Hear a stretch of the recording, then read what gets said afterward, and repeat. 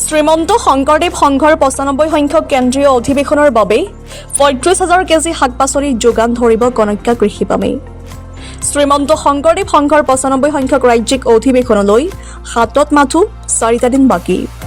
অহা ৬, ৭ আৰু ৮ ফেব্ৰুৱাৰীত জামুগুৰিহাটৰ ধলাইবিল আৰু ছয়বাৰীৰ মাজৰ জ্যোতিবিষ্ণু সমন্বয় ক্ষেত্ৰত অনুষ্ঠিত হ'বলগা অধিৱেশনখনিৰ বাবে ইতিমধ্যেই চলিছে অন্তিম পৰ্যায়ৰ ব্যাপক প্ৰস্তুতি। এই অধিৱেশনৰ তিনিওটা দিনত লাখ লাখ ভকত বৈষ্ণৱৰ আপ্যায়ন তথা খাদ্য প্ৰস্তুত কৰিবৰ বাবে জামুগুৰিহাটৰ ভৰলীপৰীয়া কনক্কা বহুমুখী কৃষি পামত জৈৱিক পদ্ধতিৰে উৎপাদন কৰা ৩৫,০০০ কেজি শাক-পাচলিৰ যোগান ধৰা হ'ব। ইতিমধ্যে ইয়াৰ বাবে কনক্কা কৃষি পামখনৰ ১,০০০ বিঘা মাটিত কৰা হৈছে আলু, কবি, ৰঙালাও, বেঙেনাৰ লাওকে ধৰি বিভিন্ন শাক-পাচলিৰ খেতি। অধিৱেশনৰ বাবে প্ৰয়োজন হোৱা চাউলো যোগান ধৰিব কনক্কাই। নদূৰৰ পৰা পানশংকৰ ভিৰ ৰিপৰ্ট, ডিজিটেল আছাম লাইভ। হয়, নমস্কাৰ। আমাৰ যি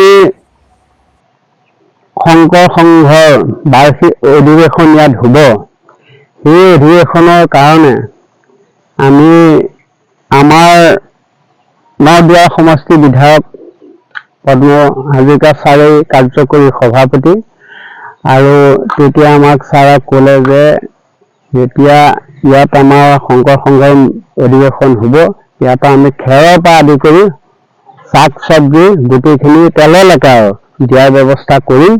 তাকে আমাৰ 5টা কেম্প আছে, আমি 5টা কেম্পত ভাগ কৰি লৈছোঁ যে শাক চব্জি বিভিন্ন প্ৰজাতিৰ খেতি ধৰক আমি কৰিছোঁ। মই ধৰক আলু কৰিছোঁ, কোনোবাই কবি কৰিছে, তেনেকৈ প্ৰায় ৩৫,০০০ কুইণ্টেল আমি চব্জি ৰেডি কৰিছোঁ আৰু ইতিমধ্যে হৈ গৈছে। মিঠাতেলো আমি তেনেকৈ ব্যৱস্থা কৰিছোঁ, আৰু যি ভকত বৈষ্ণৱ আহিব যাতে আমি কন্যকাৰ ফাৰ্মৰ পৰাই আমি আপ্যায়নৰ ব্যৱস্থাটো আমি কন্যকাৰ ফাৰ্মৰ পৰাই কৰিব পাৰোঁ, সুচাৰুৰূপে কৰিব পাৰোঁ। সেই ভকত বৈষ্ণৱে যাতে নাম লৈ যায় যে কন্যকাৰ ফাৰ্মৰ যি শাক চব্জি আমি দিম, সেইখিনি খাই যাতে কোনো অশান্তি নহয়। আৰু এটা ডাঙৰ কথা যে আমাৰ ইয়াত কোনো ৰাসায়নিকৰ প্ৰশ্ন নাই, আমি সম্পূৰ্ণ